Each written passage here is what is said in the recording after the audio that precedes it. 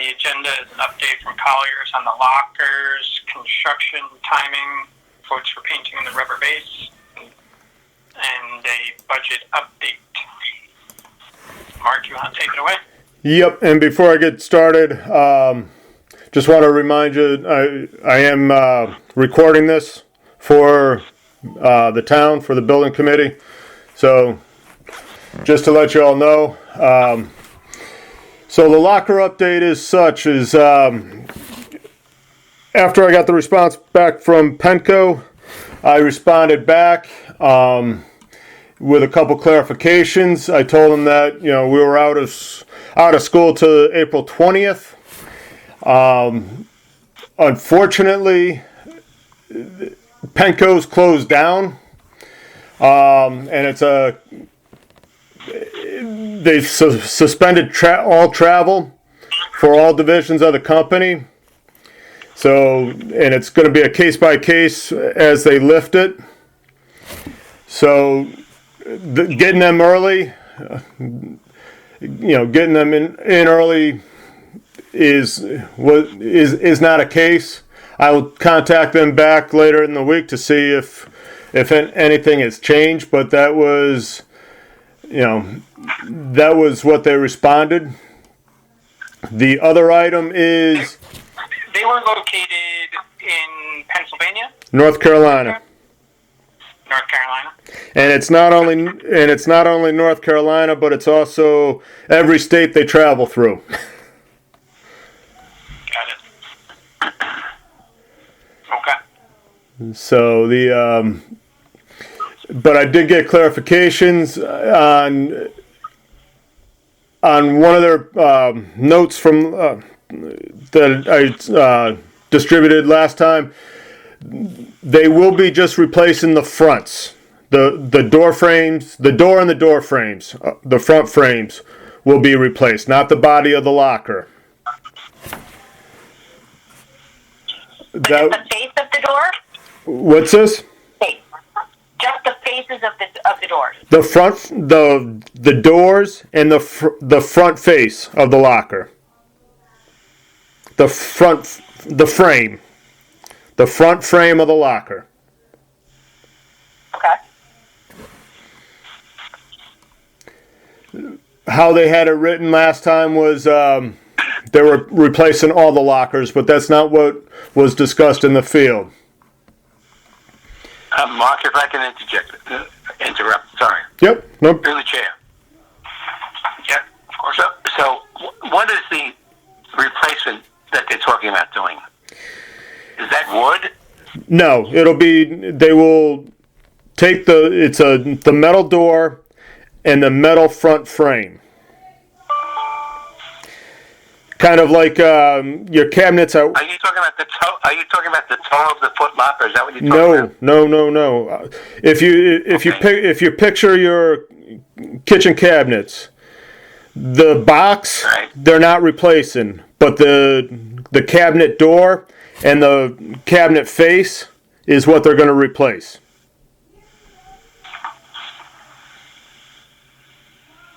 But the boxes. But the boxes are going to stay the same. Right. But the door hinges into that front base frame, and that's what's getting replaced. The Correct. Base frame and the door that sits within it. Correct. Okay.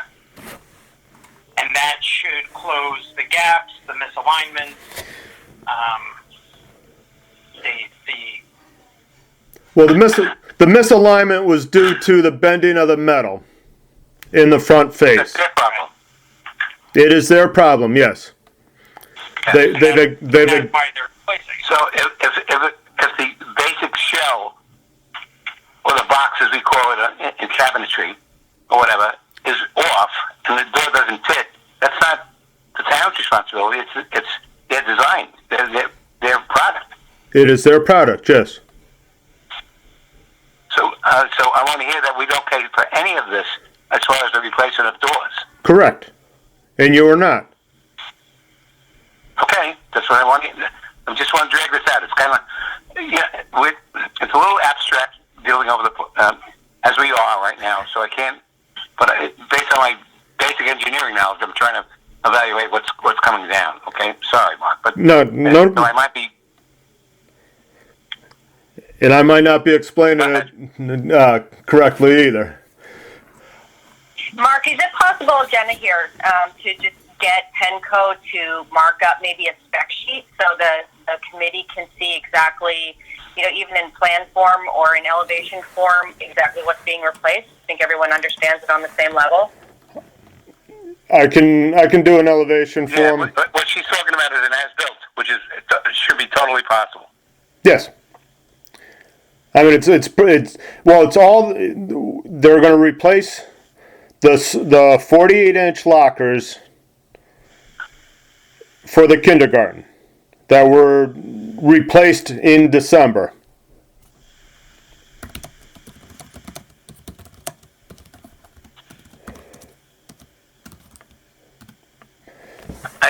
It needs to be clearly delineated exactly what they're going to replace and what they still own.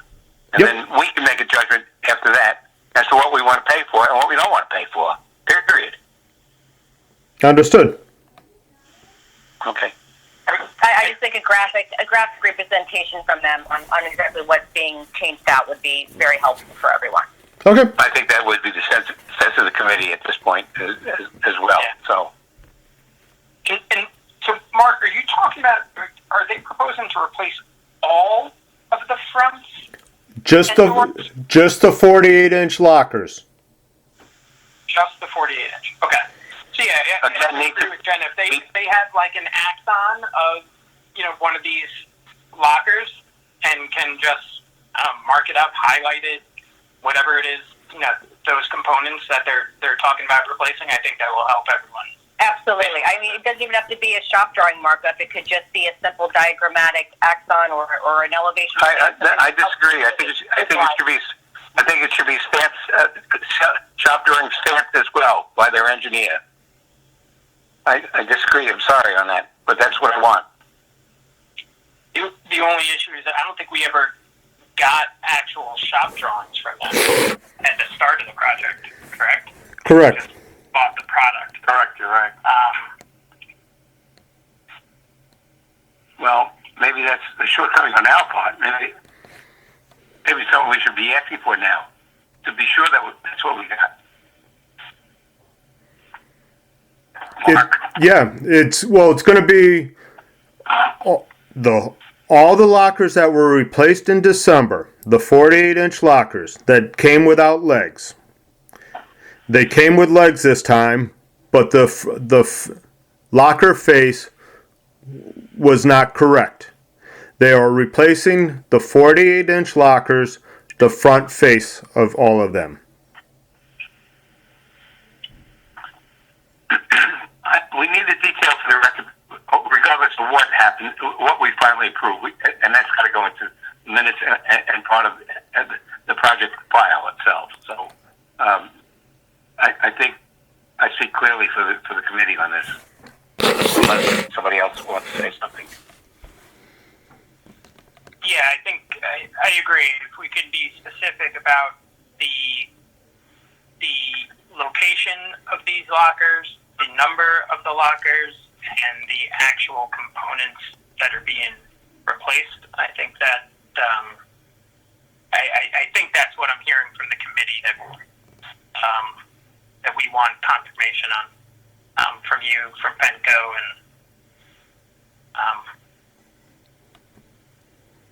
and stuff. Okay. And also the architect, he's the one that ultimately signs off on everything we do. So he's got to put his little stamp on it too, not his little stamp.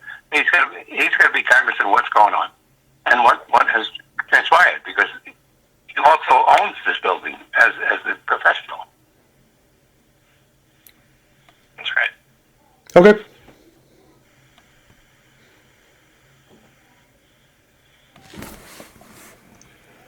Okay.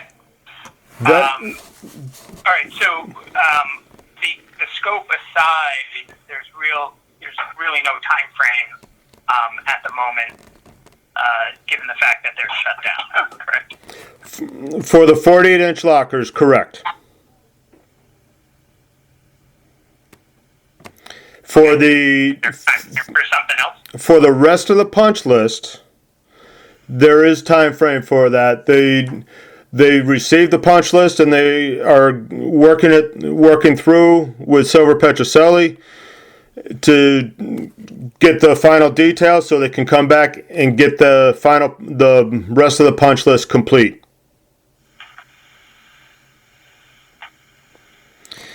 The punch list, well, there's two issues here. The 48-inch lockers are owned by Penco. The punch list and everything else is essentially owned by PSI. PSI is local. They're out of, I believe, Wolcott. So they are local. So, and the school is open. They have been informed that, the school is open and that they can come down and do any work that they need to.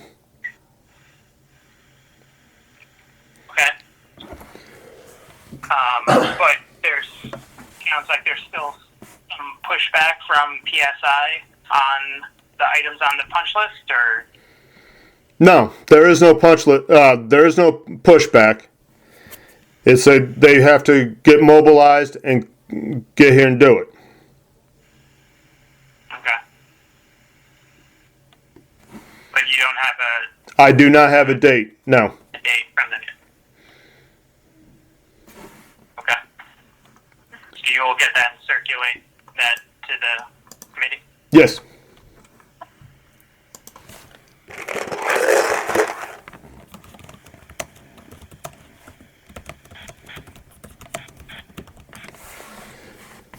Then as far as the update on any other questions on the lockers?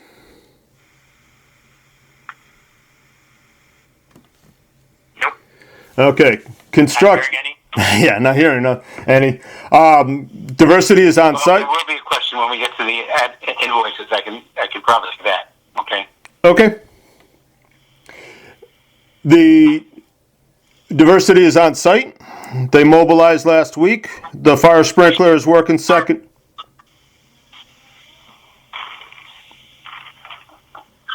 Is working second shift.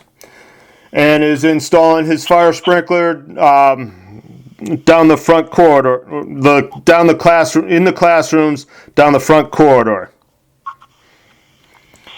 As of next Monday, the HVAC guy will be on site to start installing his units in the classrooms.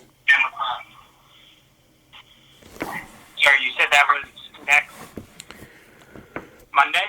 The HVAC guy is next Monday, the 27th. Okay. The fire sprinkler guy has been there for a week and a half.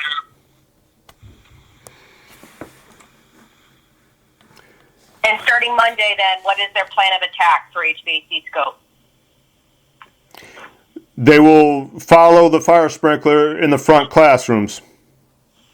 Okay. They're going to follow the fire sprinkler guy around because they got flex duct versus hard pipe. So the hard pipe's going in first, and then the flex is going to work around the hard pipe. They're doing flex from these units to the condensers on the roof? No, but in the class, it's in the classroom. I mean, they have very little duct work. It's just hanging the units and getting their line sets in. So they're gonna follow the fire sprinkler guy around.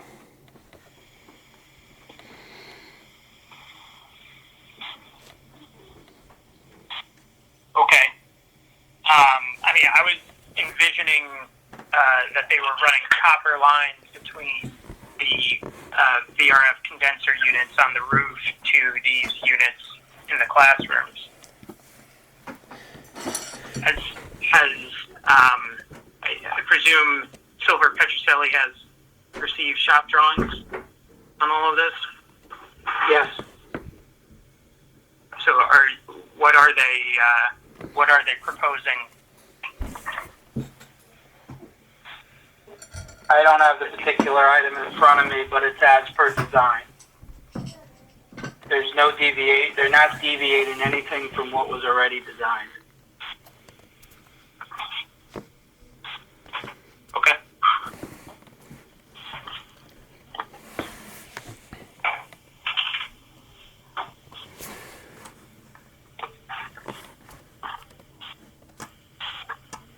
I still have to go out for the painting and the rubber base. As far as the budget, distributed the financial status report with the invoice report.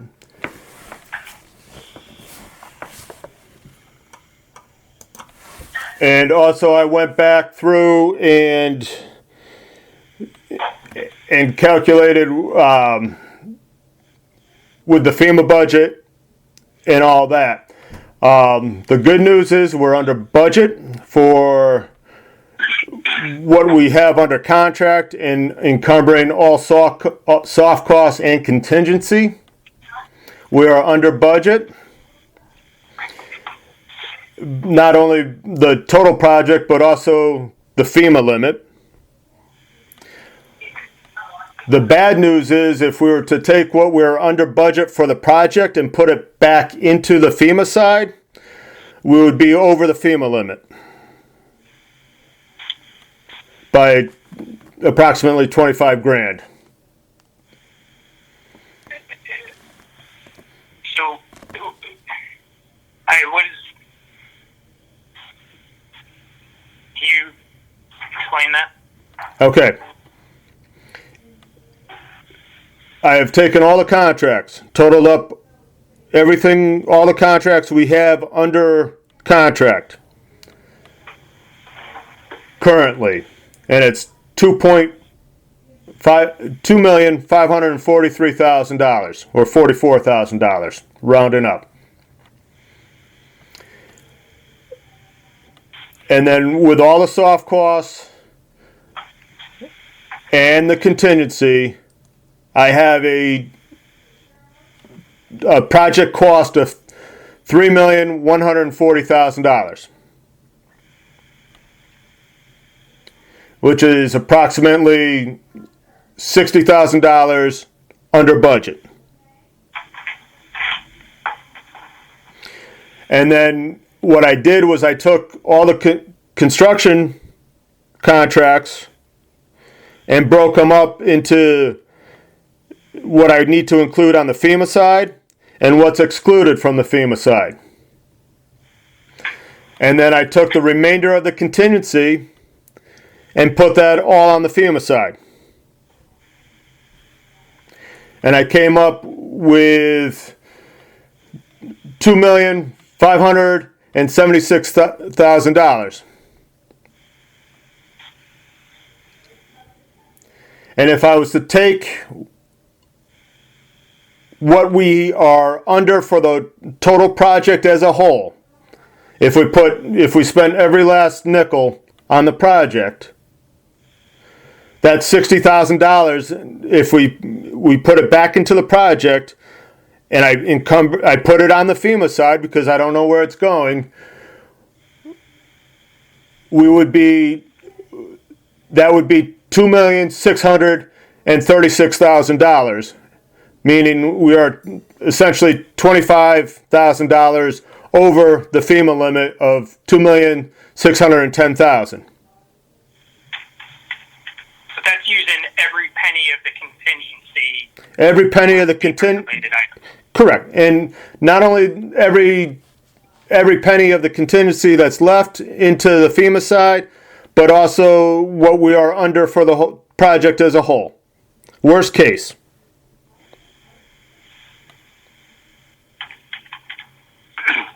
There are a few.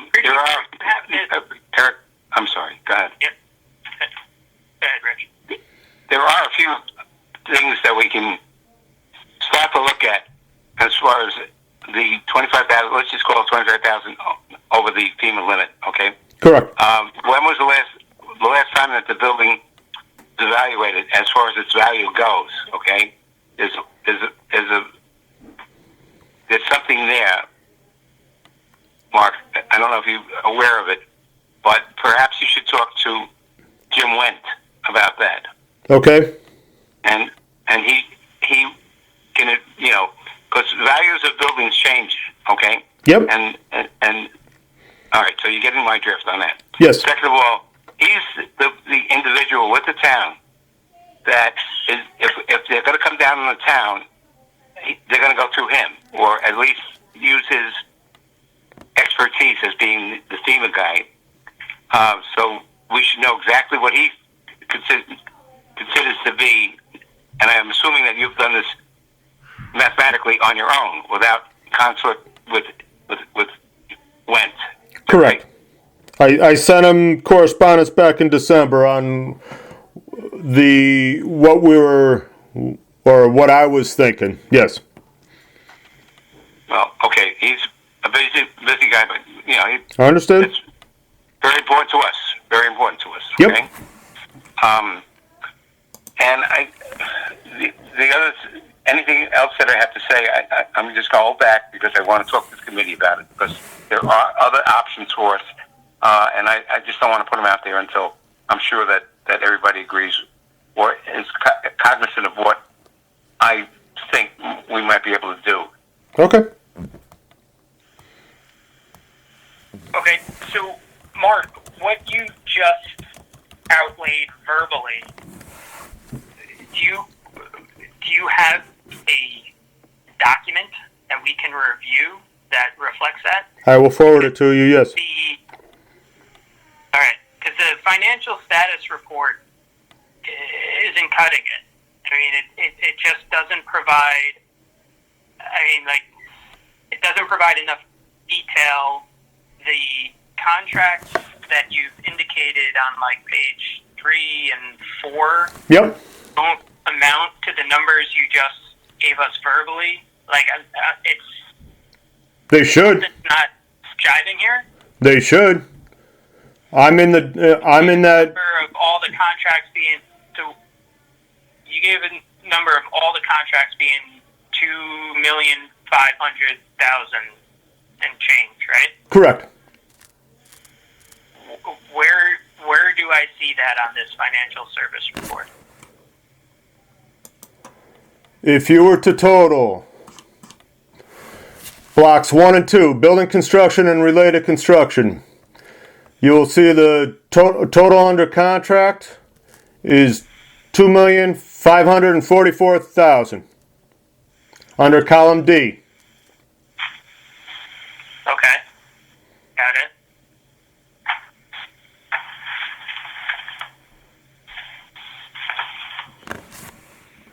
And then, the contingency is planned but not contracted, No. 94,400. That planned but not contracted is what we are under for that line item.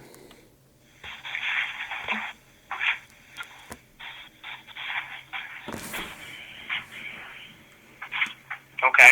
The contingency is down in block 6.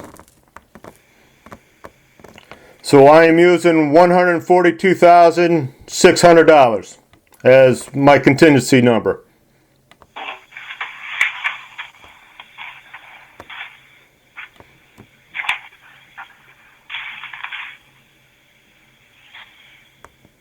You're using what for your contingency?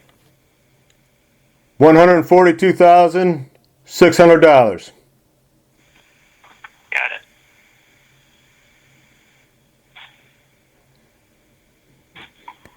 Okay. So here's what. Okay. So your remaining balance is $100,700, which is what we're under on the project total, but that's not giving us the same picture that you just painted on our FEMA budget. Well, we're comparing. That is before we lie on the FEMA budget. Correct.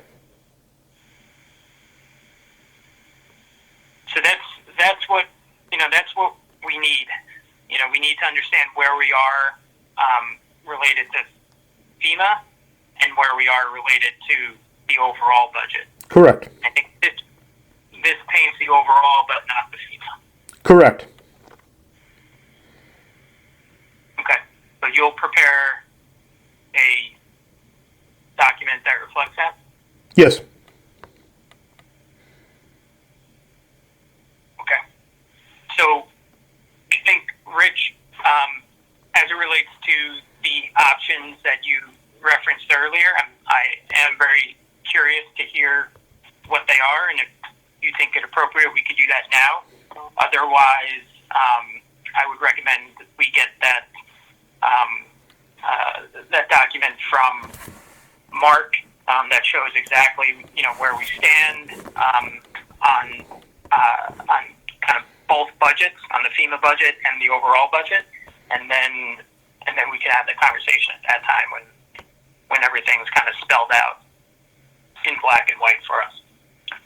Agreed. The only thing that I would say is that I want Mark to start commiserating with Jim Wendt and give him an idea of where we are at this particular point, because the consequence of going over the FEMA budget, I don't know whether they enforce it or not, but it will be very harmful to the town tax-wise. All participants in the town of Fairfield. Okay? Okay. So, we're not talking about $25,000 maybe going over. It's how. Okay, there's a lot to this that I just am not going to go into. So I think I agree with you. Honor the facts such as they are. Let Mark talk to Jim Wendt, and then when we have the footings exactly established, we can start to build, go forward. Okay. And Mark, just get the financial service report and kind of all the supporting documents we need for our next meeting, hopefully by Friday, April 1st, if not Thursday, Friday, May 1st, if not Thursday, April 30th. I will try, yes. Yeah. We just need to get it distributed to the committee and posted online for others to see. Mark, is that, I'm not giving you chores that are not obtainable, correct? Correct.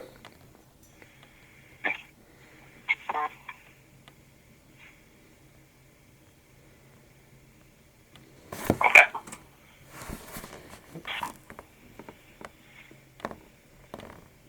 And other than that, I have no additional updates.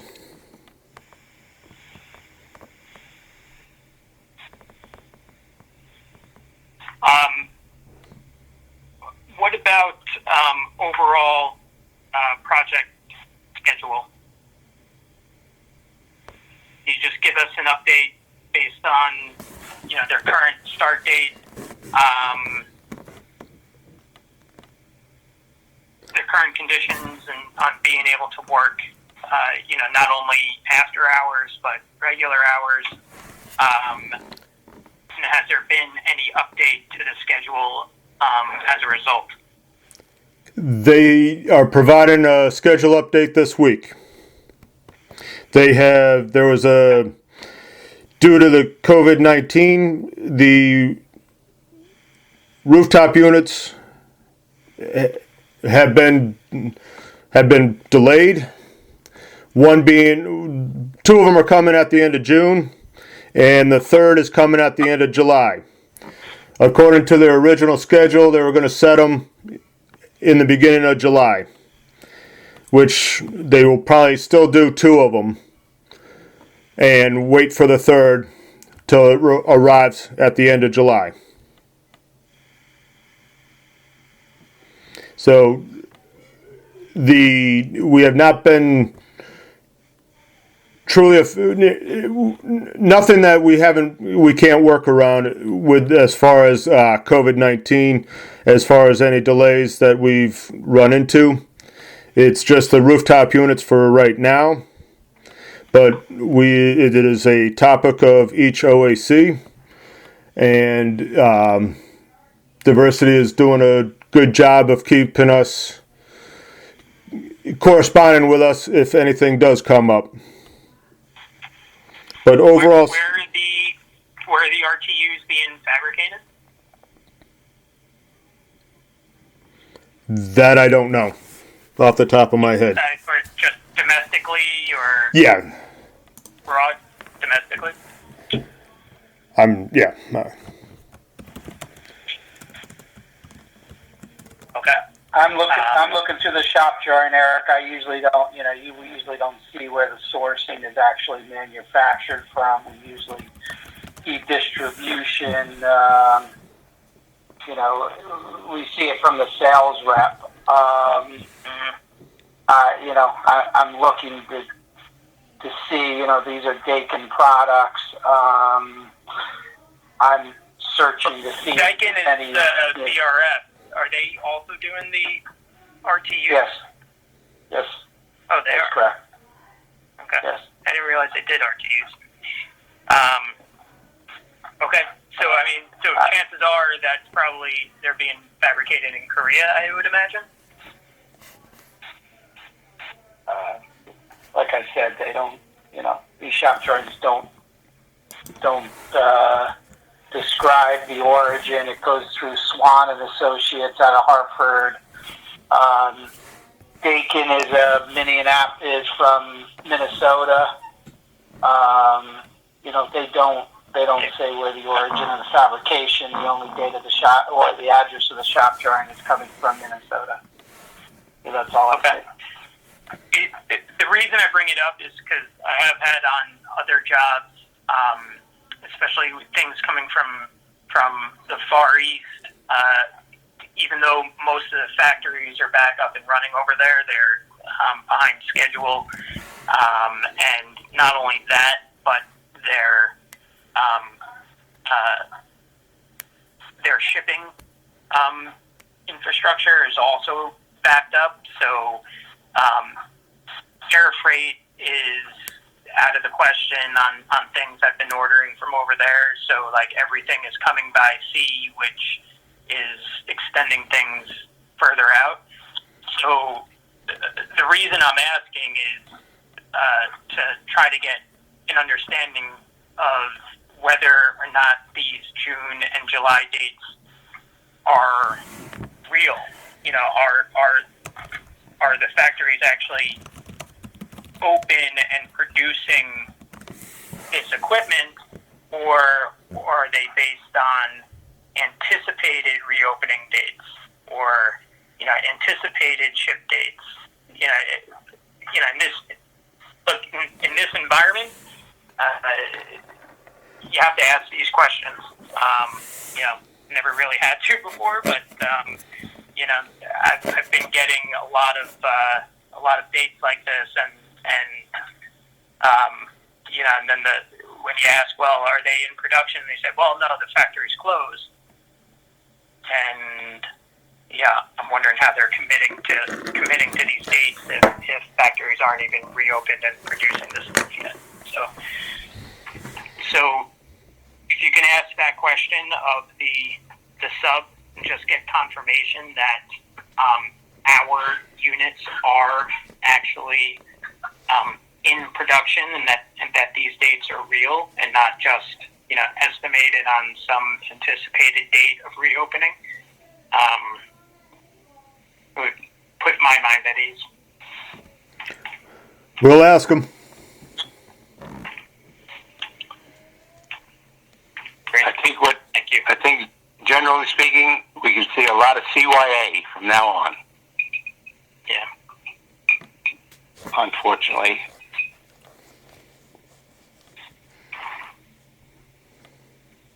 Yeah. Okay. Well, hopefully I'm wrong. Sorry. I don't mean to put a negative spin on everything, but what's now becoming the norm.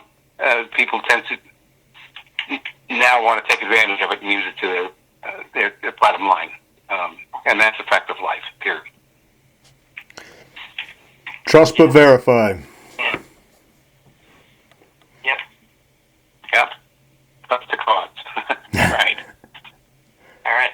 So All right, great. So, Mark, when you get that revised schedule from Diversity, you'll send that over? We'll distribute. Yep. Great. Okay. Any other questions for Mark from the committee? I guess my only question would be, is there anything other than the RTUs and the VRFs that we're thinking may be impacted? Everything else can keep moving along and get brought in and ready to support those elements when they do come in?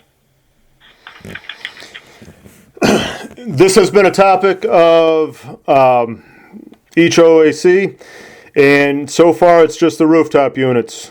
So the sprinkler pipe should all be there. The split units they should be arriving this week. Okay. And the roofing material is the roofing material, and steel. The steel is small. It's not we're not putting a 10-story building up. Again, our plan's open. I know Pennsylvania has put a halt to all construction projects for non-essential work. Our steel plant's open. Are they? Are we able to get the material? These are all the questions that we need to be asking, because if we don't, we're bound to get surprised by expecting a delivery of steel and coming to find out that, well, couldn't get it because the plant's closed, and has been for a month and a half. Yeah, Eric, I brought that topic up already based on sourcing. This was discussed at the meeting last week. At this point, they have not. We asked that question. They are hearing that their subs are still committed to the schedule. They're making any adjustments. Obviously, we'll get that in writing from them. But those same questions you're asking was brought up at our last OAC meeting. I did use Pennsylvania as an example. And we know there's also parts of New York State where, just things are not even able to be shipped outward. Right. At the moment, they haven't, but at the same time, we don't have that hard schedule in writing, which is expected from them, requested from us. And once we have that, we will, we'll share that with the group. Okay. Yeah, I appreciate that, David. Just, keep asking the questions and getting confirmation. I think that's really all we can do at this point. But it's important that the questions get asked, because otherwise, there could very well be the tendency that, with subs that have been doing this for decades, that, oh yeah, no problem getting the material, but, we're not living in common times. So,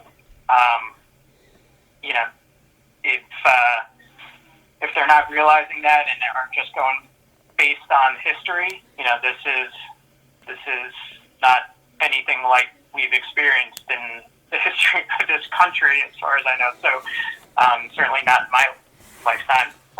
Not that that's all that long, but anyway, we need to ask these questions, because we can't just rely on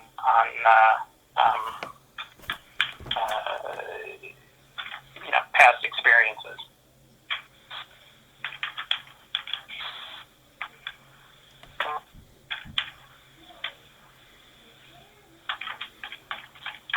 Okay, so that said, I guess, David, anything, we can move on to the next agenda item, number 3, an update from Silver Petrocelli.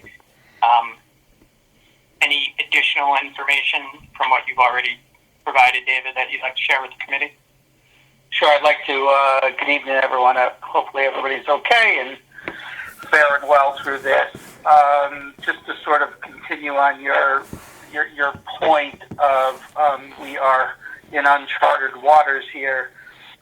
We have had a lot of conversation at our owners' meeting just on the sort of general conditions in normal course of business of, operating a construction site in these times. And, I think everyone is learning on the fly.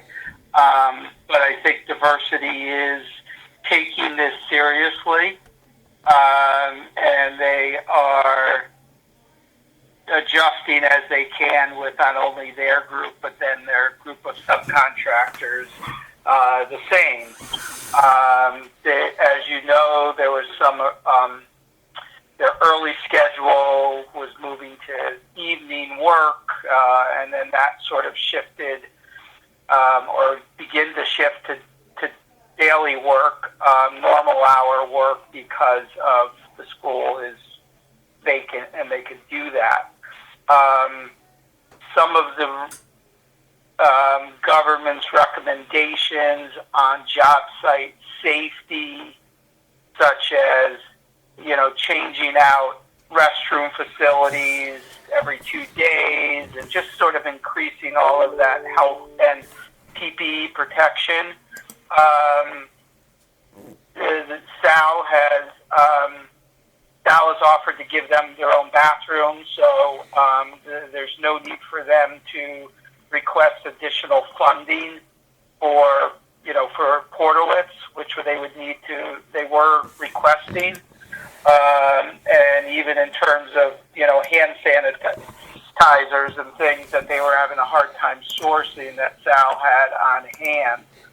So there's a lot of those discussions that have taken place in terms of that, and also Diversity's COVID operations protocol as part of their standard safety procedures. So there are those things that are going on with the project. They have formally just put on notice that if there are any real major adjustments or changes that are beyond what was in the bid documents, this protocol, that they are sort of just reserving their right, under a force majeure claim, that there would be some costs that would be compensable on their end. They haven't mentioned anything, and if anything, they've said it'd probably be not, minimal at best, but I think the committee should not be surprised, as we're seeing on other construction sites, that contractors are at least making their clients aware that, the game has changed from what they may have bid 4 months ago. But at the same time, everyone's just trying to operate and keep things moving and keep their staff productive. So I think that's what you're seeing here on this project, is that they're anxious to continue with the work. They have no intent on stopping the work or using this to be an obstructionist in any way. But their operations are changing, right? And their productivity is changing slightly, just because of all of that. So each week, we're probably I think one of the first topics on the agenda is exactly that, is talking about some of those procedures and timing, and so forth. So, I think Richard and Meredith, they usually call into and hear some of those conversations. So I just want to let the committee know that, we are not, this project isn't really operating under standard, protocol. There are definitely different conversations than we typically have. So it's clearly an important topic to make sure the success of the project is moving forward. On sort of normal update protocol, shop drawings have been, pretty much all of them have been submitted. We are still doing some updated or revised submittals, such as on the sprinkler shop drawings. We are, making sure that everything that has been submitted or resubmitted, fully complies with the design documents. And they're working through that with us and has not hesitated. At the moment, in terms of RFIs, there are none submitted, none open. I think we only have 4. We've replied to all of them. And, at our meeting last week, there was none coming or none, open. So, from that perspective, that's good progress. In terms of their payment applications, we confirmed, we've reviewed schedule of values, made some adjustments, and let them know that they need to get their application for payment into our office or through to Mark around the 25th of the month. So we have an opportunity to review it, redline it, approve it, and ultimately get that in enough time to get to your agenda, which they know the dates on how, when you meet twice a month. So with that, that's kind of the overall update of where we are. And then I think just lastly, I was able to get into our system and look at the line set question that you had. And yes, those are standard copper as specified streamline line sets. Okay, good. I would like to. And if you're done, David, I'm sorry. Me too. Yes, Richard, I am all set. Thank you. John Mann, the project superintendent, was just indicated by David, has been very attentive to the COVID-19 requirements. Quite satisfactory. Seems to be right on the ball with everything. The only thing that I wish to point out is that they are experiencing some health problems, which we certainly can understand. And I think, Dave, that they've gone to a day and night program as opposed to, I'm not quite sure exactly what you were saying. If, for the record, I just want to let that it should be entered that this project is being extended because of extenuating circumstances, specifically the health problem and the employees that are not able to show up for work. So this might be something that lawyers look at down the road. I'm not trying to stir the pot here. Just wanted to go on the record that there are health problems. They're not getting the arrival. The personnel is not full bore at this point.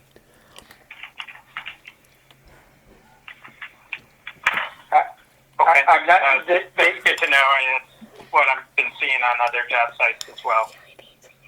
I know, and I think legally at times, unfortunately for me, but I've been sued too many times, and I know what I have to look for.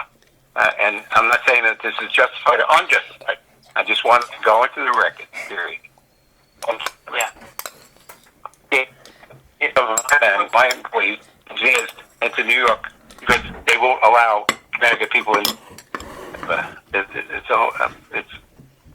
And New York, Connecticut won't allow my employees that as well to go into the nursing homes. Understandable. I have a problem with it, and I react to it as I must. But this is something that down the road, when it comes down to the buck, everybody's going to be looking.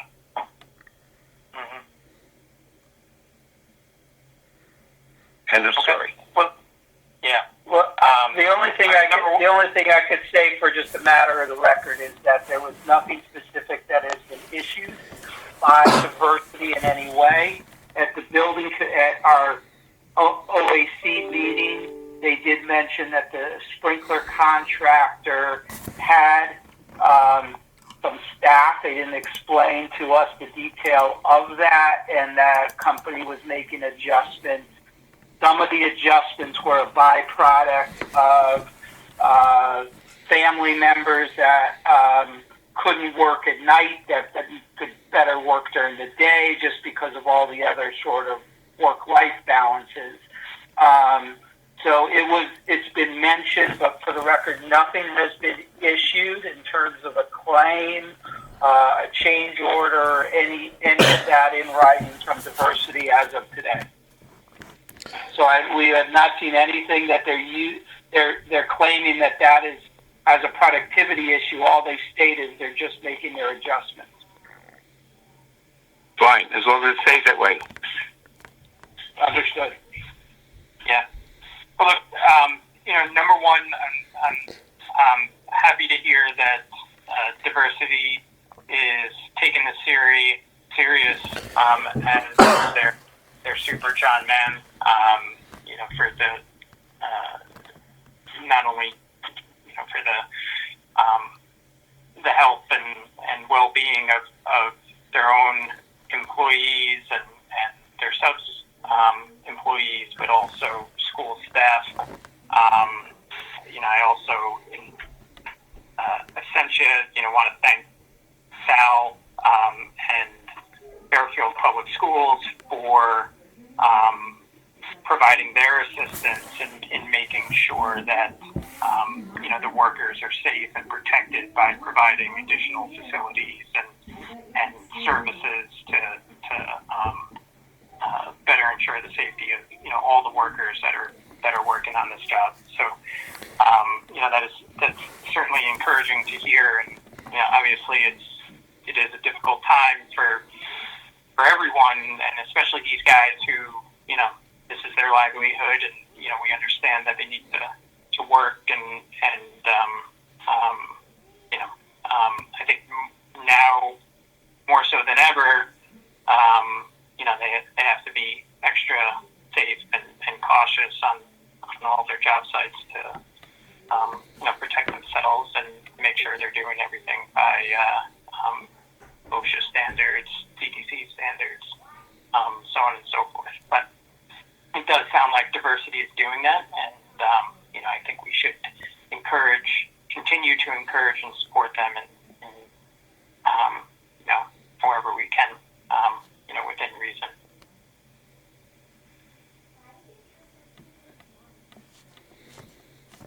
All right. That said, any additional updates, David? No, I think I covered it all. Thank you. Okay, are we on old business? Is that where we're at? Sorry. No, we're moving on to item number 4 is to consider and act upon the approval of the meeting minutes from March 24th, invoices, and change orders.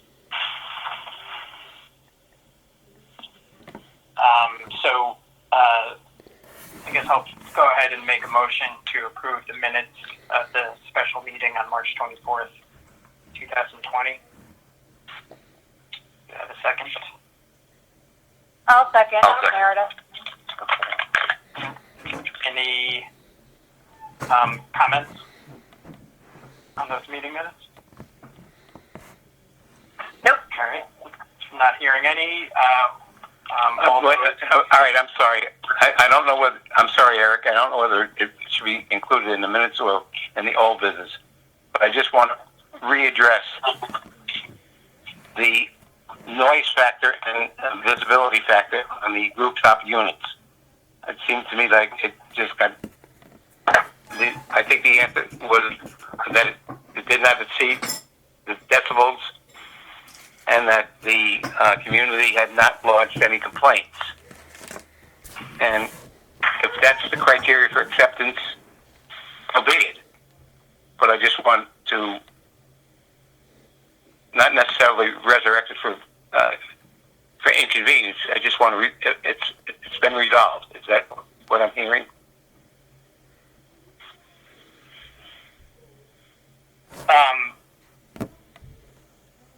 Well, I think we should probably raise that under old business, unless you feel that it wasn't properly covered in the meeting minutes and want the record to be adjusted to reflect.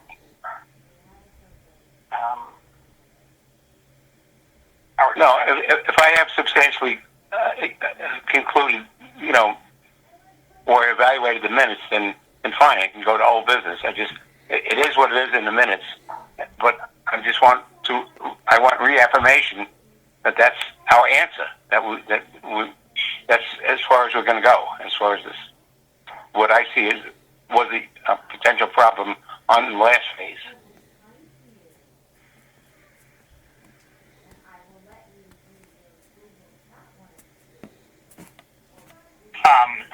Okay, let's.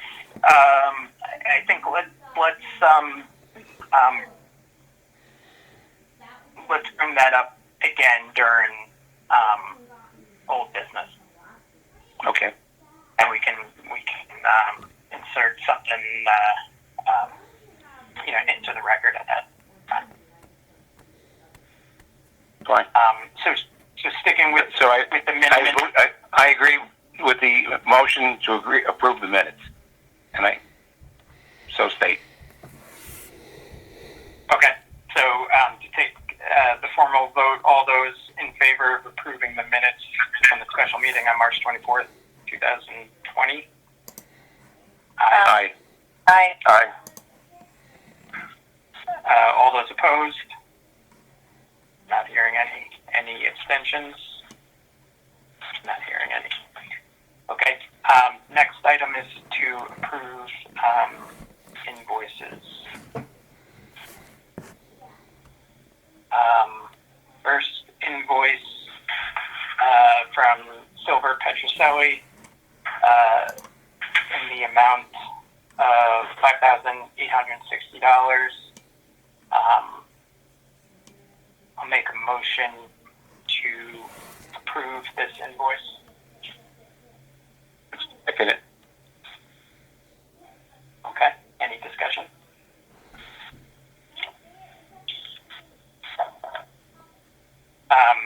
So just one question, Mark. It looks like you adjusted this invoice to reflect a 30% completion rate on construction administration. Correct. As opposed to the 35 that was requested. Correct. Just with the duration and the time left on it. I mean, they did a heavy lift in March with not only the CA but with the CA meetings, and all the submittals basically came in March. I would say the majority of the submittals came through in March and went back in March, so that's why it's a 20% increase over previous. And then with the duration being another 6-7 months is why I brought them back down to 30 versus 35. Okay. Okay. I think that makes sense. So all those in favor of approving this invoice? Aye. Aye. Aye. Aye. All those opposed? Not hearing any abstentions? Not hearing any other. All right. Eric, I only heard four ayes on that. Eric, is everyone? It was me as well. Sorry, I was on mute. Aye. Okay. That's one way to abstain, Jenna. Did we hear from Alex? Yes, sorry, I was on mute. Okay.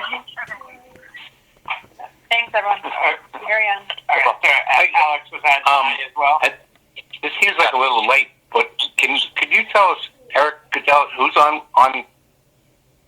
speaking for the committee? Myself, of course, Meredith, yourself, and who else is there? So it's myself, Richard, Meredith, Jenna, Brian, and Alex. Okay, Brian and Alex. Okay. Yeah, I'm sorry. I've been gone for quite a bit because I've had some more conflicts, so I apologize.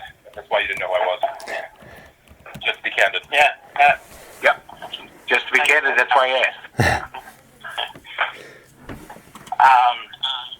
Okay, next invoice from Collier's, invoice 4967, dated January 31st, in the amount of $4,575.95.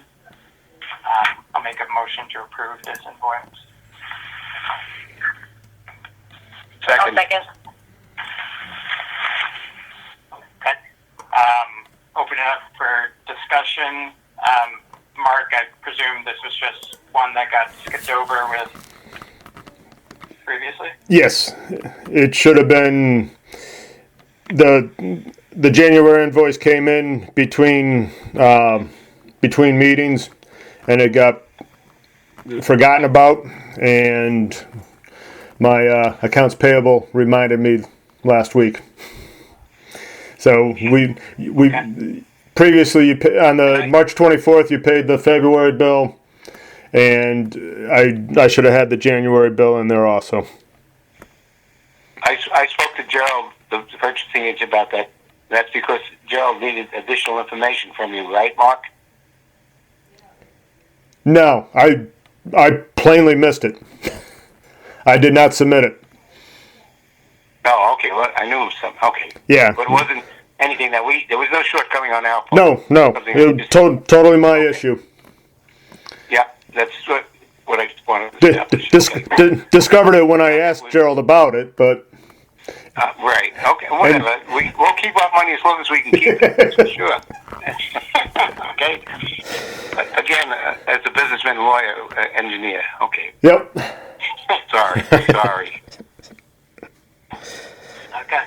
Any further questions or comments on this invoice? All right. So all those in... Sorry, did I hear? Yeah, Eric, this is Gerald Foley. The invoice number that's listed on the cover sheet doesn't match the invoice number itself. So that just has to be corrected. Well, the cover sheet isn't an actual... the invoice... Right. The invoice in the packet is correct. That's correct.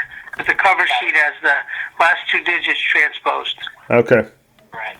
Okay. I think we could just go with the invoice on that. We don't really need... Do we, Gerald? I don't know. I was just saying it so for the record, in case whoever was keeping track of it was using You're really a bit exonerated, all right? You're home free. Ellen, do you have that? You have the correct invoice number? Yeah. Okay. 4976. Okay. Yeah. There you go. All right. All right. So all those in favor? Aye. Aye. Aye. Aye. All those opposed? Not hearing any abstentions? None. Okay. Next item, Collier's invoice 5833, which is the correct number, in the amount of $4,484.45. Make a motion to approve this invoice. Do I have a second? I'll second. It's Meredith. Okay. All right. Any discussion from the committee? All right. All in favor? Aye. Aye. Aye. All opposed? Any abstentions? Okay. Last item from PSI, the locker subcontractor, invoice number 7520, originally dated January 6, 2020, the amount of $8,000.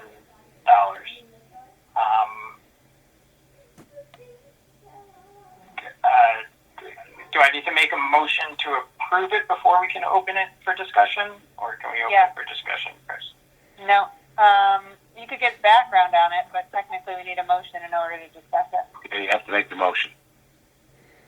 Okay. I'll go ahead and make the motion to approve it. Do I have a second? I have an objection. Okay. So we can open it for... Well, hold on. We don't have a second. So if we don't have a second, then it's not. Then not up for discussion, really. So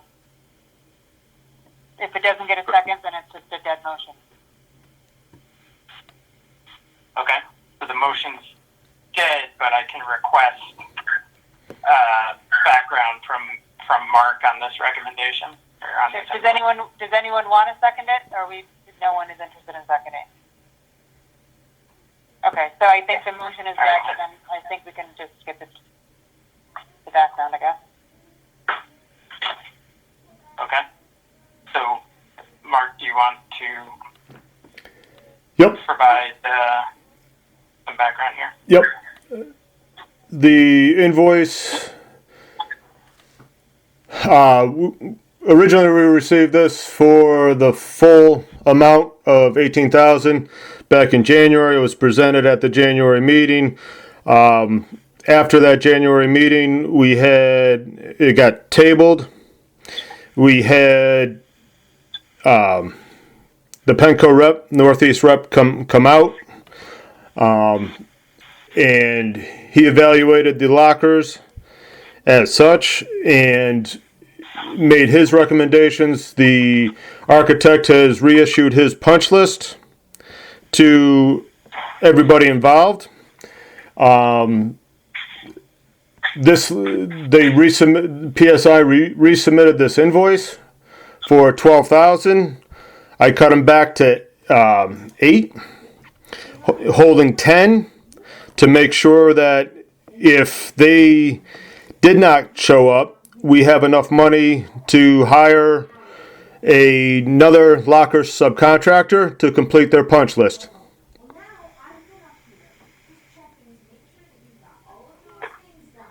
So if we were to approve this $8,000, how much is remaining on there? $10,000.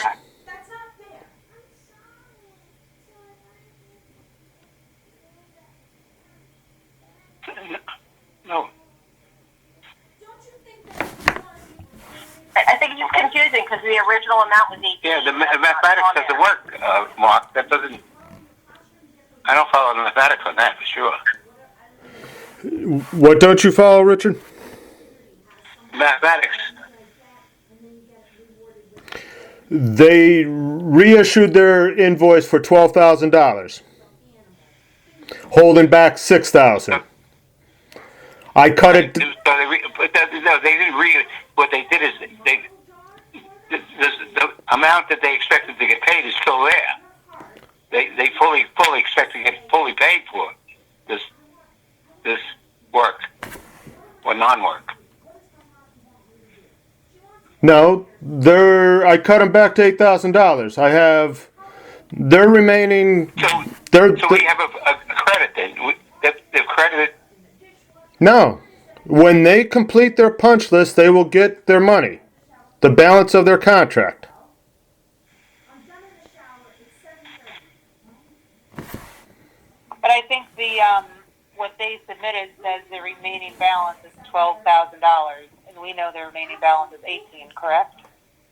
They're holding back $6,000. So the 6 plus 12 is the 18.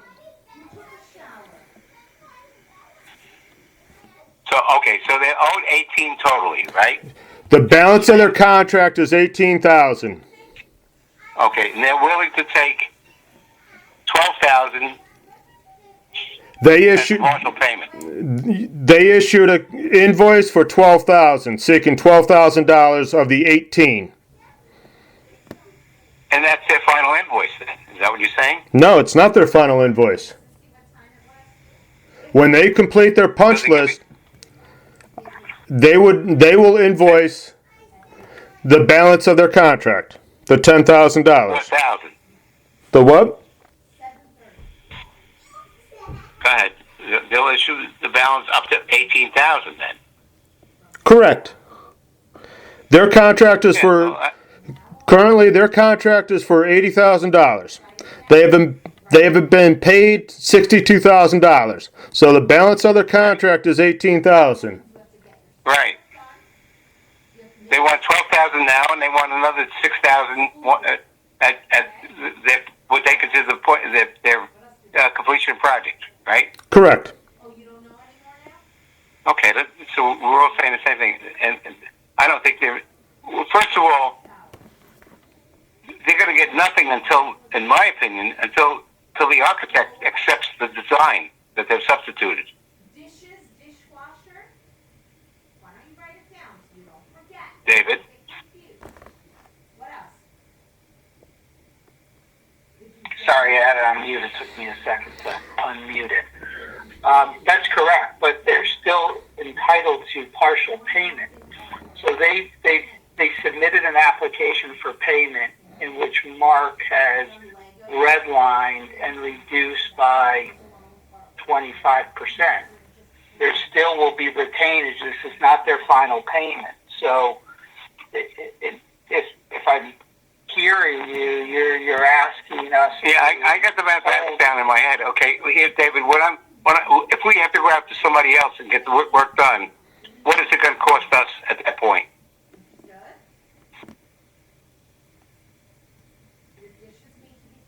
We don't have a quote from somebody to be able to determine that. I know, and that's why my total objection initiation for the initiation of my total, because we don't know, and I'm not going to be hoodwinked by. We should not be, so pliable to go along with their numbers because they've had everything wrong to date anyhow. These guys, then I can't wait to write a review on their work performance. If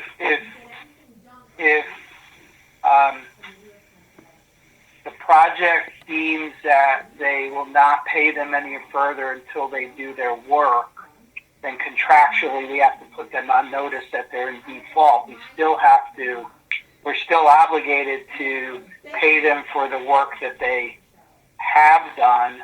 I understand that, and that has to be agreed upon, and also Gerald can do that anyhow. I mean, that's something that I might just want to see the committee authorize.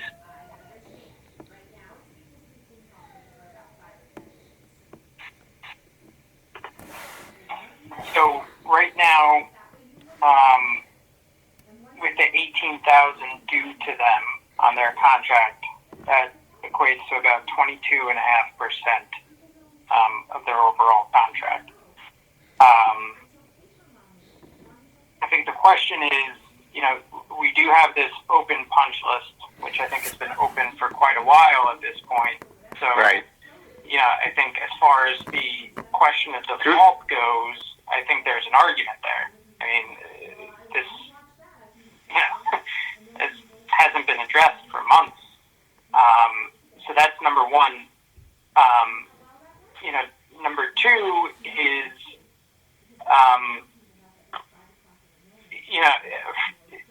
typically for just punch list stuff, 10% should be sufficient. But in addition to the punch list stuff, we still have the open items from Penco, who is their supplier and is, their responsibility. So, it's not just, it's more than just the punch list. So, are they? I think the question before the committee is a holdback of almost a quarter of their overall fee or costs for this job appropriate at this point. Eric, do you mind if I interject? I think we're going a little bit out of order. So I think we should either move this discussion to old business, or we should vote as a committee to kind of take the agenda out of order and discuss this now and then go back to change orders.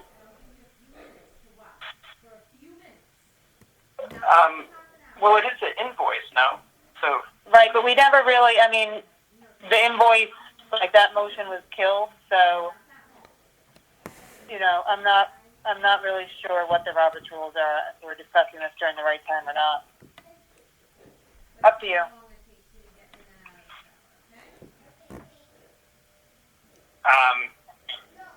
Okay. I'm I guess fine doing it either way.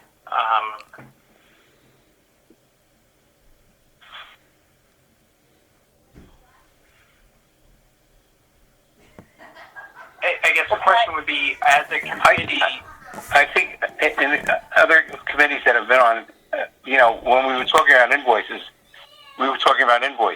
and this is, I don't think it's whether we're going to approve an invoice or change it or do, whatever. I think it properly lies with the invoice discussion, Meredith. Okay. Although I have no axe to grind either way. As far as. That's fine. Then just carry on. Okay. Again, I think the key thing to me is, given that they're from Pennsylvania, wherever they're from, and at some point they're just going to say, you know what, this job's such a pain in the ass. Let's leave it and let them worry about it, and I don't have to worry about traveling and getting sick. And I just hear the whole scenario coming around with these guys. They're ready to. I think they might just welcome the opportunity to get out of the whole thing, and I don't want to see that happen either.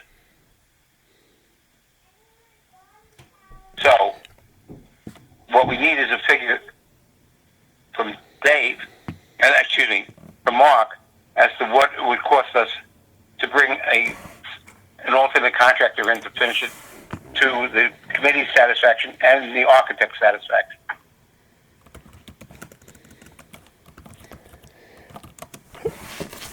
But Now, what one man's opinion. I mean, what are we? vote on it. What are we asking to finish? The punch list, or the replacement of the face fronts? Because I'm Ultimately, it's a replacement of the feet front because the architect has to accept that.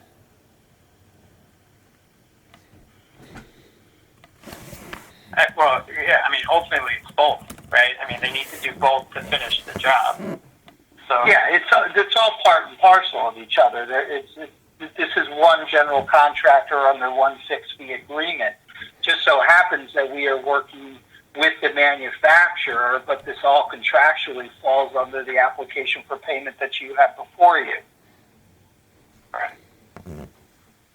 So, Dave, you've been having some discussions with PSI, at least on the punch list. I mean, it didn't sound like from what Mark was saying earlier, that we have any. One, it's not complete, so I mean, they shouldn't get paid on it. But to address Rich's concerns about them just walking, I mean, what is your sense? You're the one that's spoken to him most recently. By the sounds of it. We don't get a sense that they are walking for any reason particular to this job. They have been extremely slow and have protracted this process more than any one of us would have expected. It is reasonable to redline, as Mark did, their application for payment. So I think that we still have an obligation to pay them for things that have been done as a partial payment. I also agree that there needs to be a reasonable balance left to potentially cover that. But I think we all will know that to bring in a totally different sub, even with retainage, that's pretty tough to do with new general conditions and all of that. So, if the committee is thinking not to pay them, I would just be concerned that they would claim that the town's not fulfilling their obligation unless we fully put them on notice and let them know we're not paying them, and follow the contractual processes of putting a contractor on notice and not paying them. So whatever that amount wants to be, our recommendation is that, yes, there is an adjustment in what they have requested. And really the question is, how much do you want to at least pay them to move it, to continue to move the payment forward?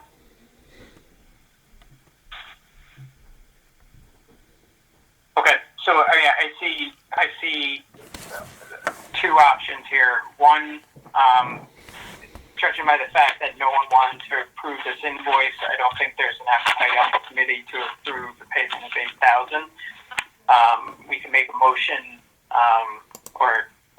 the options are: one, we can approve amount even further reduced than this, to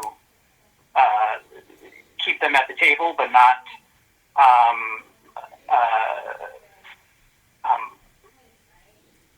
get ahead of them on payments to the point where that option of them walking becomes more enticing to them because it's not a significant amount of money left. Or number two, we table this invoice again and bring up the idea of putting them on notice under new business. So for the sake of getting the first option out of the way or gauging the committee, I will make a motion to approve this invoice in the adjusted amount of $4,000, which would mean $14,000 held back, which would be, I guess, slightly over 15%, which is above and beyond typical retainage. Do I have a second?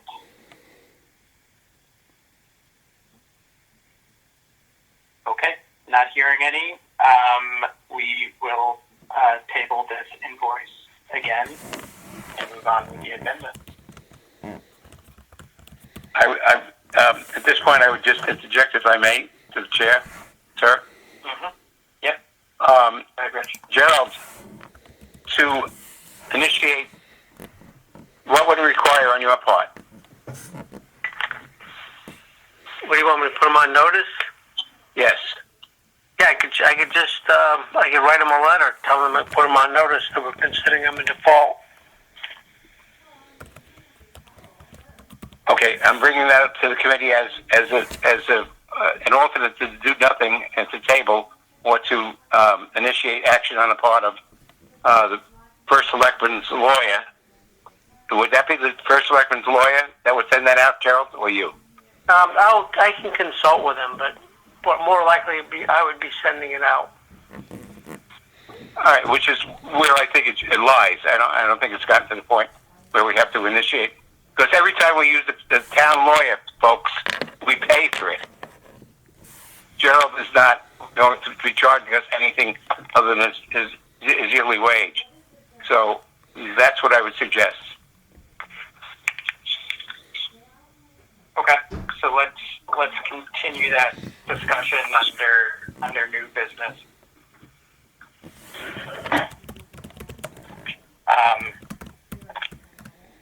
So the next item that the committee needs to act upon are any change orders. Mark, do we have any change orders yet? There is one, of course. Sitting here, I just realized I forwarded it to, I believe you, Eric, but I did not forward it to the committee.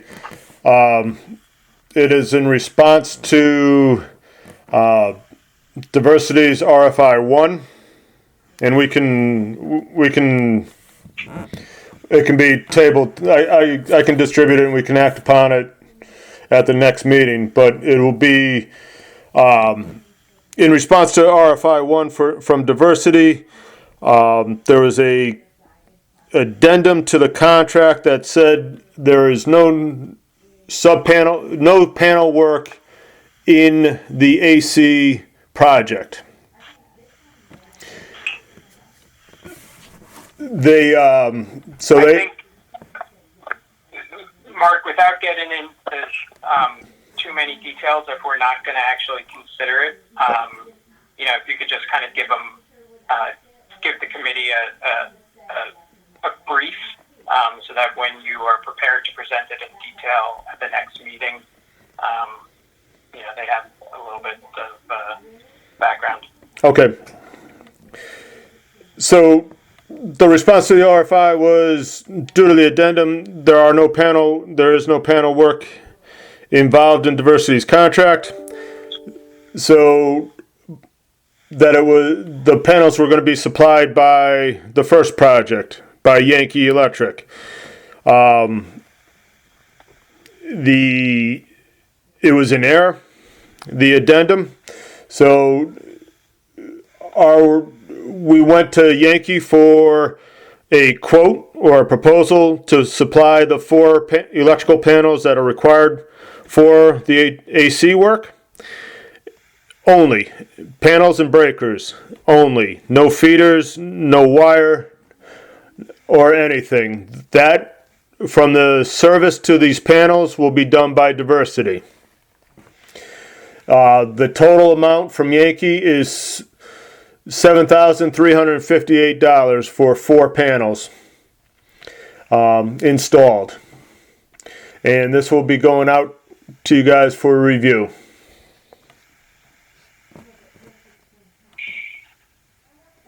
Okay, and so being that this is kind of an overlap between two different electricians, out of curiosity, did you get a number from Diversity's electrician? No, we did not. A competing bid? No, we did not.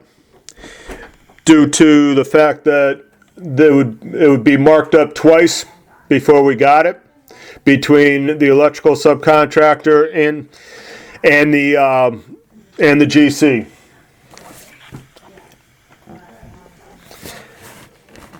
And Yankee works for the town, and their markup is minimal.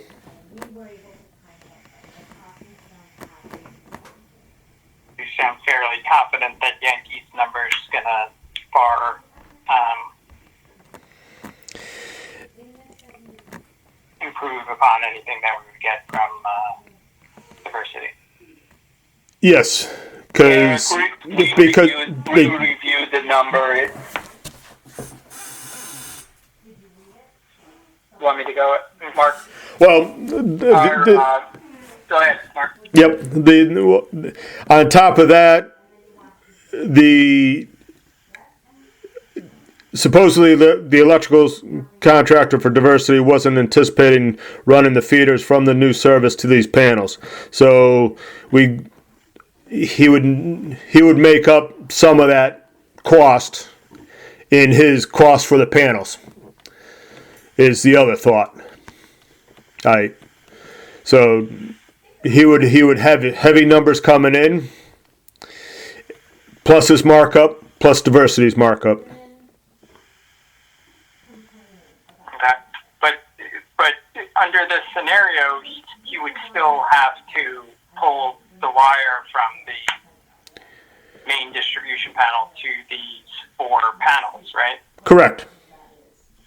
And has he agreed to that? Because it seemed like he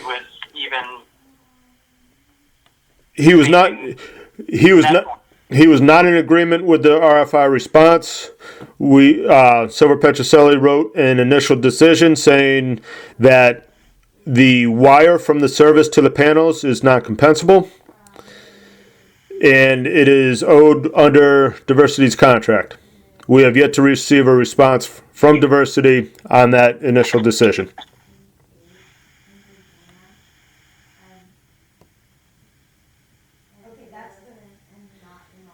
okay. Okay. So at the next meeting, you will provide this change order, and I guess any others that will come up. Correct. Between them. Okay. All right. All right. Old business. Anyone on the committee have any old business they would like to raise? Rich, you had mentioned something earlier. You're talking about the noise abatement or the decibels as far as that goes? and the appearance of the stop units. Like I said initially, I just don't, there's been a satisfactory answer that we will not be exceeding the allowable decibel units, and that the appearance is not a matter of concern to the local residents. And I just want to indicate that this was a consideration on the part of the committee, and that there was virtually no reaction or nothing presented in the negative of any of these aspects.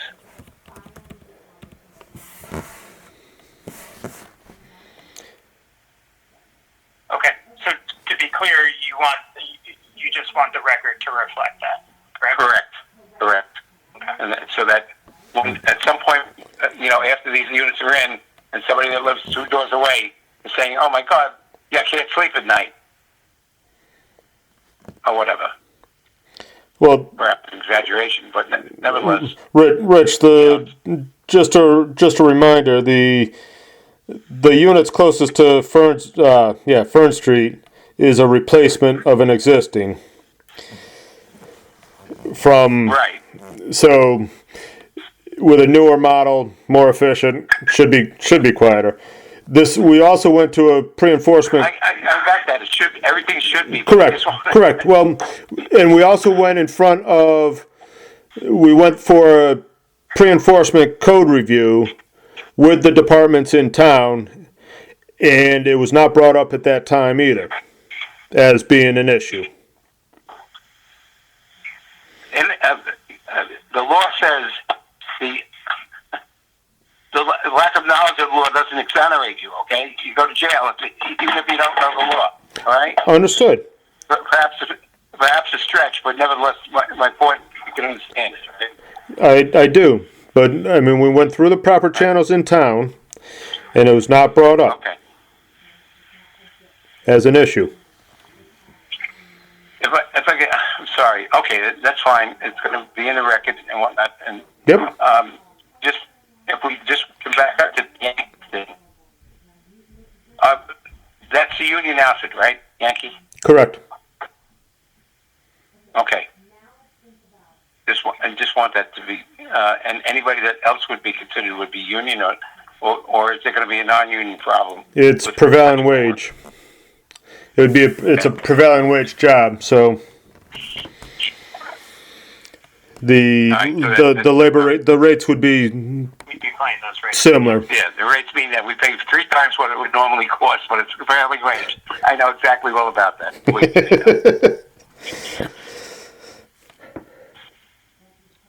Okay, I'm sorry. Sorry, Eric. All right. No worries. Any other additional old business anyone on the committee would like to raise? All right, not hearing any. Any new business?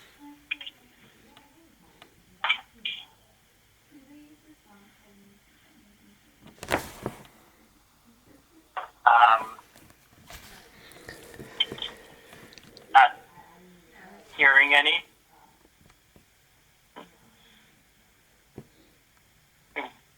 Well, I'll ask Rich, are you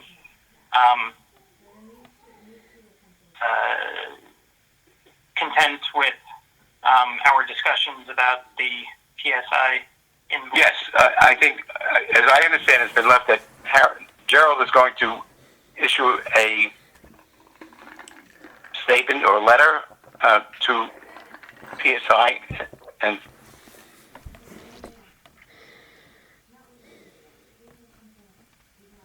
Gerald, you there? I'm still here. I'm just having a problem with the mute button again. So the only thing I'm saying in regard to that is I think if we want to do that, I think you need to provide them with what a completion date is. In other words, if we're saying they're in default, then I think we need to address the completion component. So my thought would be, prior to that, put them on notice that unless they complete the project by X, that the town is considering them in default. So I think that... I like it. Yeah, I think it's a very good point. Absolutely. Right, because you can't just say, because there are to kind of what Dave and Mark said, it looks like they are in good faith trying to do some things, but they just seem to be dragging their feet. So that would be my comment on it is that, and that's the way I'm looking at it. This is a prod to get them going. It's not the official money that we're spending on a lawyer that represents us through the town. Like I said, this is something that any reasonable businessman would do at this particular juncture. Right. Get off the, Yes, I think get off your duff and start doing stuff, Right. So I think the committee has to come to a consensus on what you guys want is a completion date. If it's 30 days, 60 days, I don't know, but I'm just saying. I think we need to provide that. Because if I say they're in default, it's, okay, now what? But so on some of the other projects, I've basically put them on notice that, effective such and such. We got to give them a cure notice. Correct. Yeah. Right, exactly. So And let's go with 45 days. We'll give them, considering, the extenuating circumstances that we're all suffering under now. So bump it up to 45 days and tell them that, and that'll be the maturation date as far as we're concerned. Well, it should be spelled out very clearly in their contract. Like once they're put on notice, they have, I think, up to 5 or 10 days to cure it. But that should be spelled out very clearly in your contract. Correct, Gerald? Well, the problem, Eric, was when we did this one, we did this off of their quote and we did it off of a PO. So we don't have, for instance, if we did a typical, if we go back to the one from diversity, we have an AIA agreement and we have, terms of. So this is where we're kind of in a little bit of quandary. In retrospect, I don't think anybody thought this particular aspect of the project was going to become so complicated. So I just issued a PO. And again, from the very beginning, it seems like there's been issue after issue after issue. But I think that becomes we've got to give them, so them being the contractor, just some directive is, kind of background. We issued the PO on such and such a date. We were fully expecting you to be completed within X days, but now it's become a point of almost unrealistic. That it's just, week to week, day to day, month to month. It's going on and on and on. So I think we have to come up to a consent. I think to what Rich said, I think 45 days seems to be reasonable. I mean, I think we have to draw the line someplace. So whether we say it's 45 days, 60 days, 90 days, I think we just have to put something out there.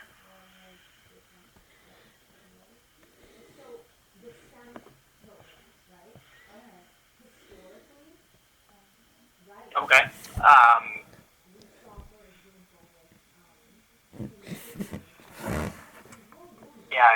This is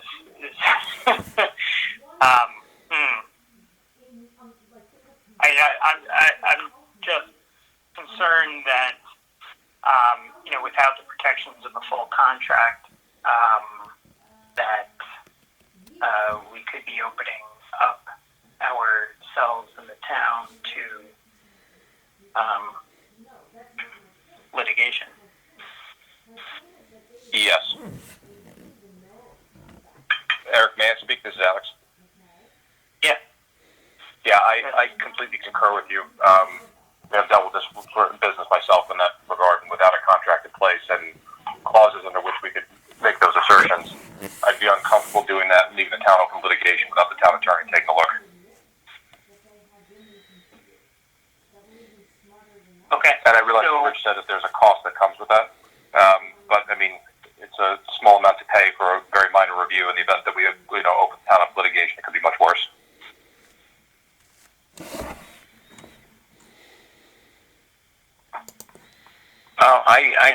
Okay, I'm just going to pipe up. I'm looking to spend no more money on this project than we already don't have. A letter from a lawyer, a letter from a purchasing agent, and the possibility of continuing to do work for the town of Fairfield should be something of its own merit that we don't have to incur additional costs of an attorney. I think the attorney comes in after they've walked off the job or something like that. So I disagree with you, Alex, on that. And it's not inconsequential. The charges that the town suffers because of the use of attorneys is extraordinary.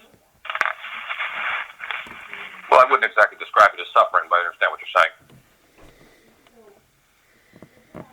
I guess we just put it to a vote. Eric, maybe just get sent to the committee and give Gerald direction after that with an A or an A. Okay, so what would the? Do you want to make a motion then, Rich? Yeah, I'll make a motion that Gerald, through the purchasing department, issue a letter of non-compliance or default to their contract without any specific final date, and see how they react. Do we have a contract?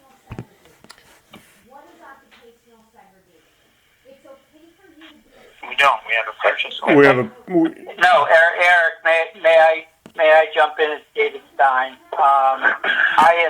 You have an agreement in place. Part of the bid documents was the AIA 201, which I know some of the committee are very familiar with, which is the general contract, or which is the general conditions of the contract, which is essentially the terms and conditions. Within that, there are procedures that talk about time and talk about what type of notice needs to take place based on that. So I think whether that comes from us as the architect can note to the contractor that we are concerned with his delays and so forth, and what the claim potentially will be, or such that that's all in place within the A201. So you do have that in place. So that was attached to. Yes, as part of the bid document. Yes, as part of the bid documents.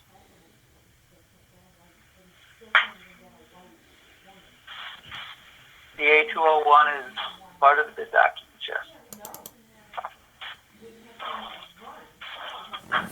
Okay. So if that's the case, then I suppose you know offhand what the provisions are in that for putting them on notice.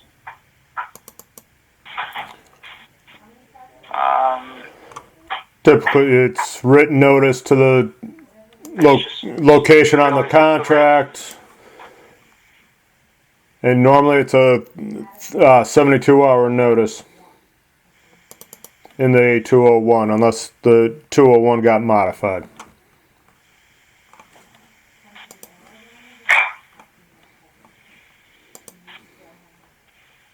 All right. So I mean, if we have that legal footing to stand on, I would say we use that first. Right. And that notice would come from the architect or the purchasing agent.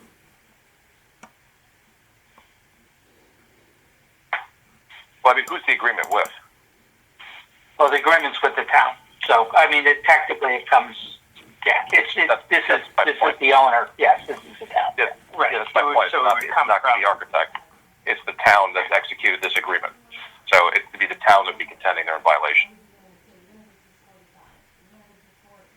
Right. My only comment, this is Gerald Foley, is I don't recall, I know we went out and we gave them we asked them to basically submit prices based on a quoting process. So we actually didn't go through like a bid for this. So that's the part I'm not sure if they're going to say that, they being the contractor, that they were in compliance or not compliance with an A201 document.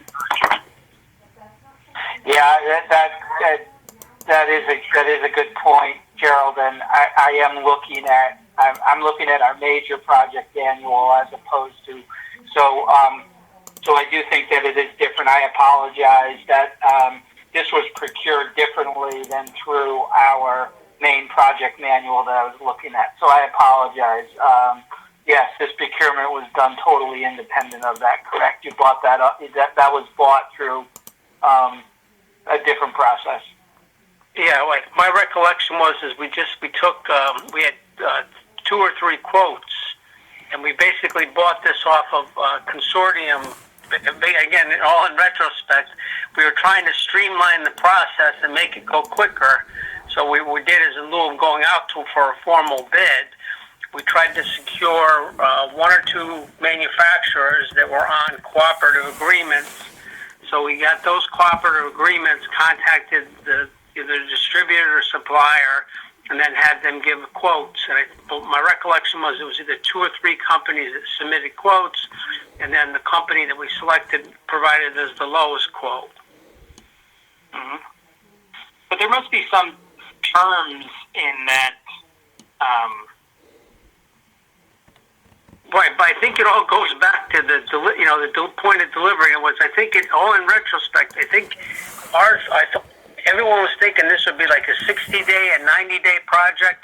I mean, I don't have the actual issuance date of the purchase order, but I think it's gone beyond reasonable. I mean, so that's what my point is we just pick a date that they'd have X days to complete the project, whether it's 45 days, 90 days. I don't think that's unreasonable. But I just think that you got to come to a consensus of what you think that time frame is, and then I can put them on notice. And in essence, doing the same type of thing, providing them a notice of cure. But we've got to say in there that that here's the date. We're giving you this date, and that if you don't complete it by this date, that the town is considering you in default. And I think that's those 2 pieces, but we have to pick a time frame. Whether, like I said, 45 days, 60 days, 90 days, I don't know. I don't know what you guys would consider reasonable. But I think that's the part we have to start with. That is pick that, and then I'll craft a letter, and I could even just distribute it to you guys to look at it. You could provide comment on it. But I just think we need to pick a time frame. So let's go with 45 days then. Yeah, to me that seems reasonable. But again, the only part of that is I'm not sure in terms of what kind of delays they say from Pennsylvania or from whatever that they can't come into the state. I don't know how long. Say 45 days. That does seem reasonable, given the COVID-19. Maybe Pennsylvania is not going to change for say 60 more days. So that creates. I think that's beyond our purview. Let's just take a position and have them deal with what nobody knows what's going to. No, I'm just saying. I think what's reasonable. And the only other thing I would say is that Dave, so that based on the AI documents and whatnot, but you would be not objecting to the town's position on this, right? No, I think it's absolutely reasonable to put them on notice. What that does is it essentially just makes them aware of your concern. When Eric crafts the letter, he could say, based on a review of the building committee and the architect, we have decided that blah, blah, blah, 45 days. If that's okay with you, just to have a little extra weight in a letter. Yes, that is fine. I don't object to that. I don't object to the procedure. It's common to put a contractor on notice, and then they can respond. If they respond in say 45 days, we need more time because of whatever the issue is, and obviously we go from there and we counter with the position. But I'm just one more. I'm sorry, I keep interjecting like this, but I'm just from the very beginning. You might recall that I had expressed my concern about using American steel and the lockers. Just for my own edification, did we ever get any certificates or anything from these people as to where the point of origin, as far as the seal goes? Not to my knowledge, Rich. Don't recall. No. Well, then take the point as I made it. Period.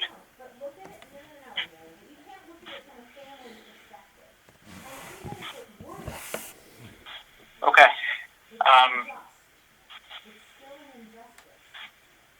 Okay, so let's, so it sounds like we're in agreement on a 45-day time frame on,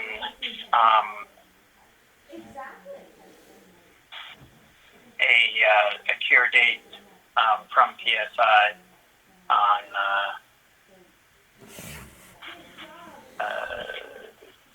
to resolve the open issues with the 48-inch lockers and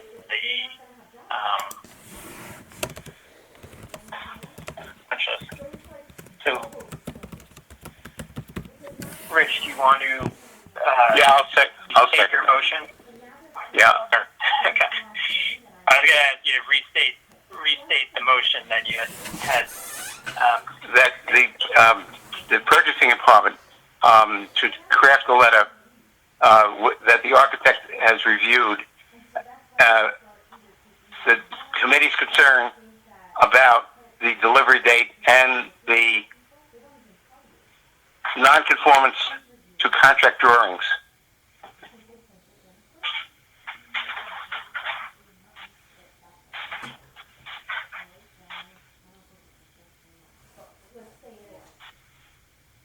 Okay.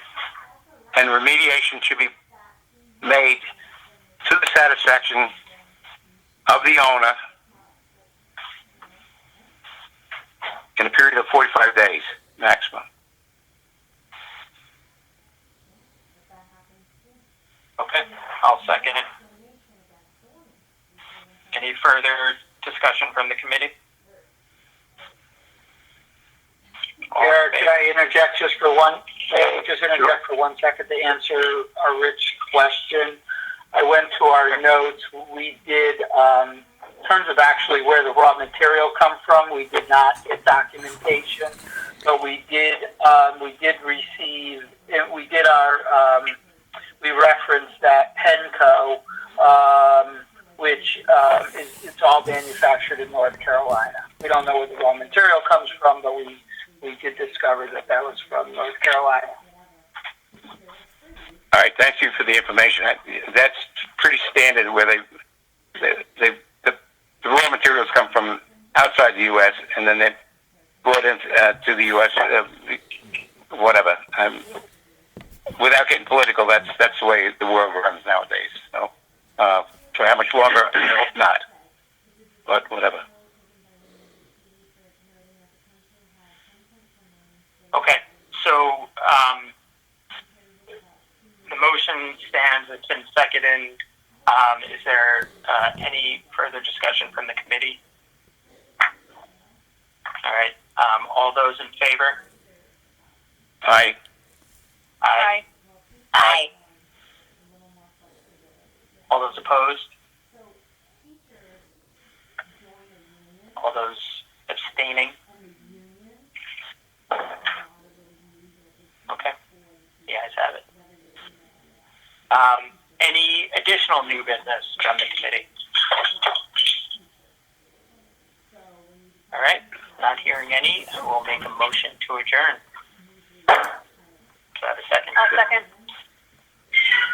All right. All those in favor? Aye. Aye. All right. Good night, everyone. Good night. Thank you. Good night. Good night, everyone. Thanks. Thanks, guys.